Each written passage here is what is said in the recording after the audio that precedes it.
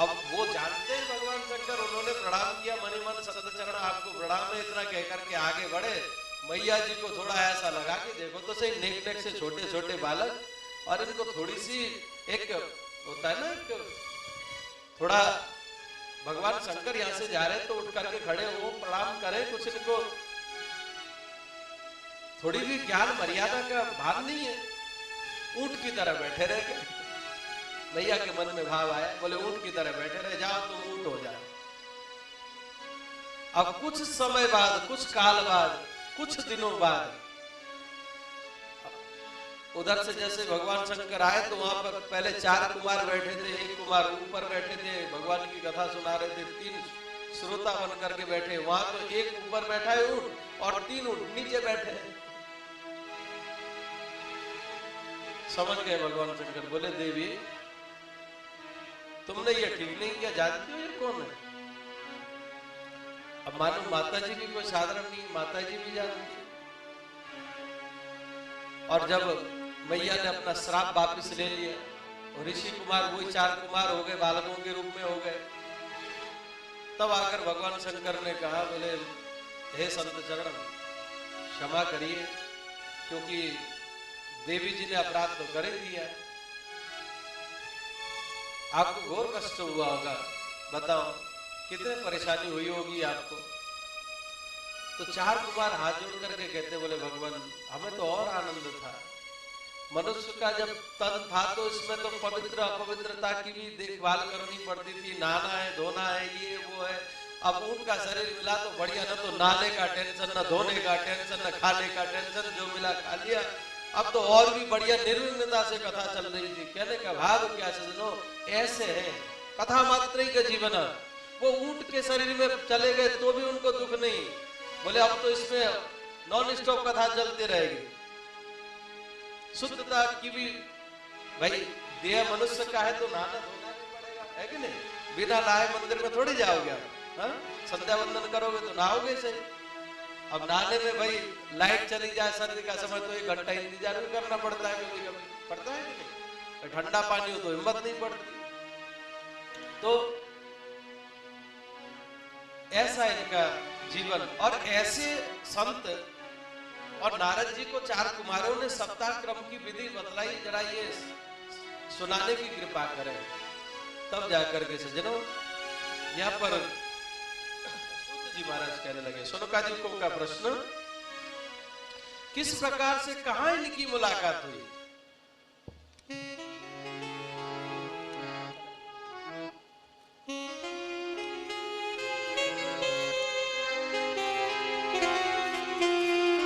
अत्र ते कीर्तेशामीतिहासं पुरातनम्, अत्र ते कीर्तेशामि भक्तियुक्तं कथानकम्, सुखेन मम यत् प्रोक्तं रहस्यचार्यचः।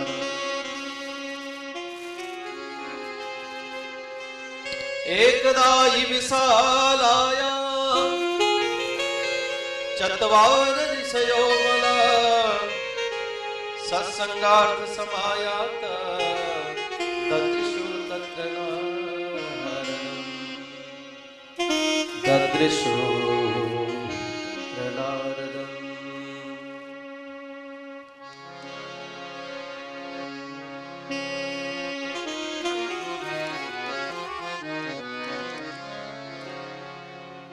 एक समय की बात, सूत जी महाराज कहने लगे, जब शौनकादि ऋषियों ने पूछा, लोक विग्रह मुक्तस्य नारदस्य शिरस्य चः विधि श्रवे कुतः प्रीति संयोग कुत्र तेषः। हे गुरुदेव, नारद जी तो विचरण करते रहते हैं, और 4 कुमार इनकी कहाँ मुलाकात हुई और कहाँ कथा सुनाए, किस प्रकार से कथा सुना पाए, ये सप्ताह क्रम की विधि कैसे बताए, जरा विस्तार से बताने की कृपा करें। तब जाकर के यहाँ पर सूत जी महाराज कहने लगे,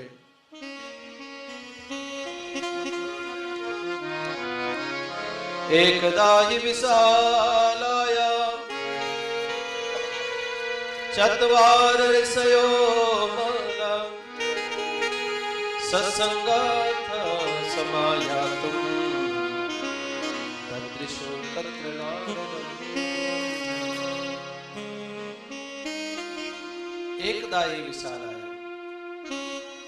एक बार की बात, बद्री विशाल क्षेत्र में 4 कुमार सनक सनंदन सनातन सनत कुमार सत्संगार्थ समायातुम, सत्संग की खोज में है? कोई श्रोता मिले तो कथा सुनाए, इस उद्देश्य की पूर्ति के लिए 4 कुमार विचरण कर रहे थे बद्री विशाल क्षेत्र में।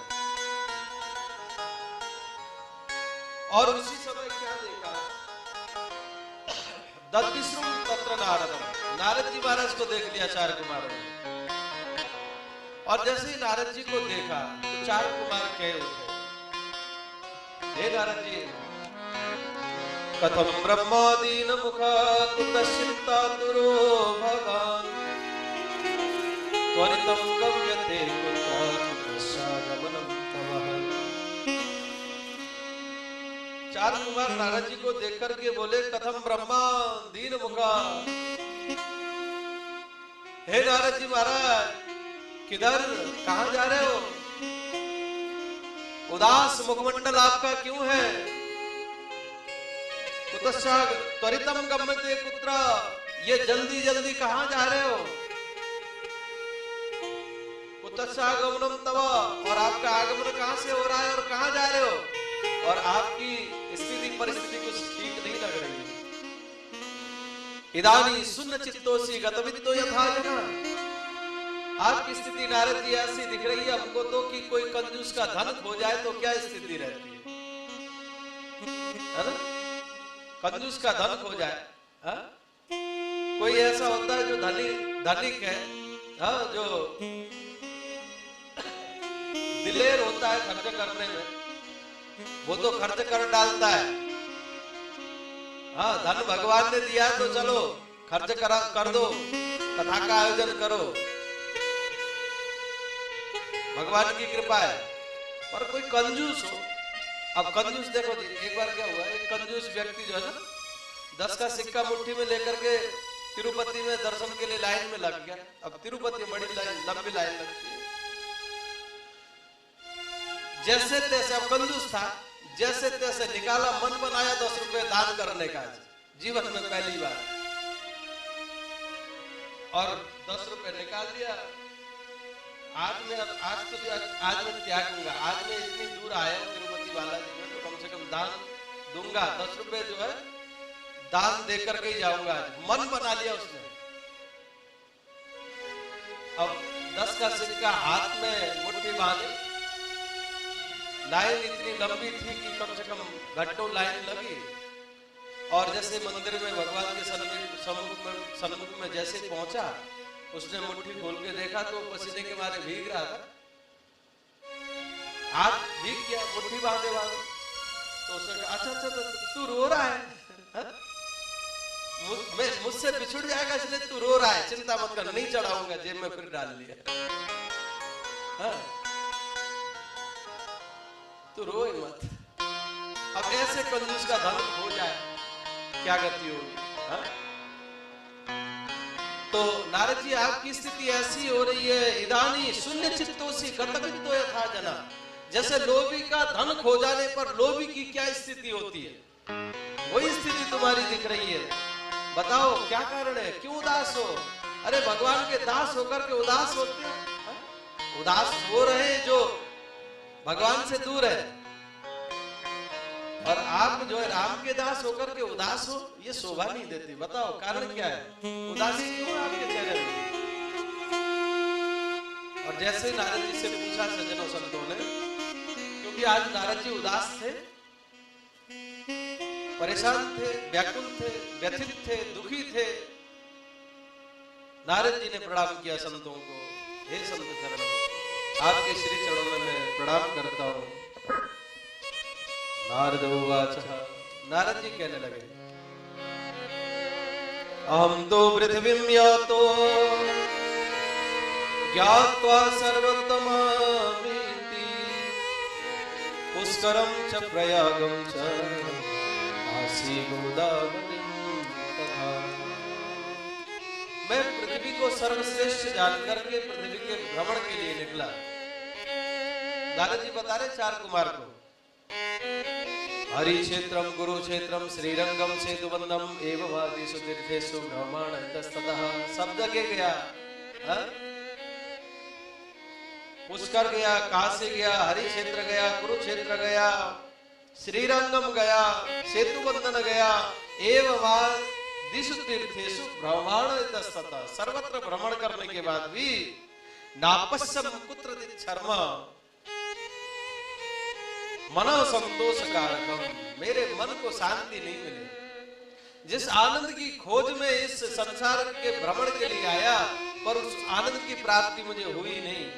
हे संत भगवान, मैंने सोचा शायद, अच्छा समझ गया मैं कि शायद कली का ये प्रभाव है, इसलिए ऐसा हुआ मेरे साथ, क्योंकि ज्ञानी है, नारद जी को साधारण तो नहीं है।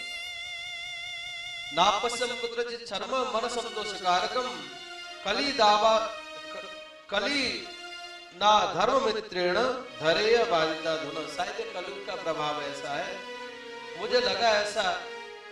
सत्यम नास्ति तपः शौचम दया दानं न विद्यते उदर भरणो जीवा बरा का कूट वासना।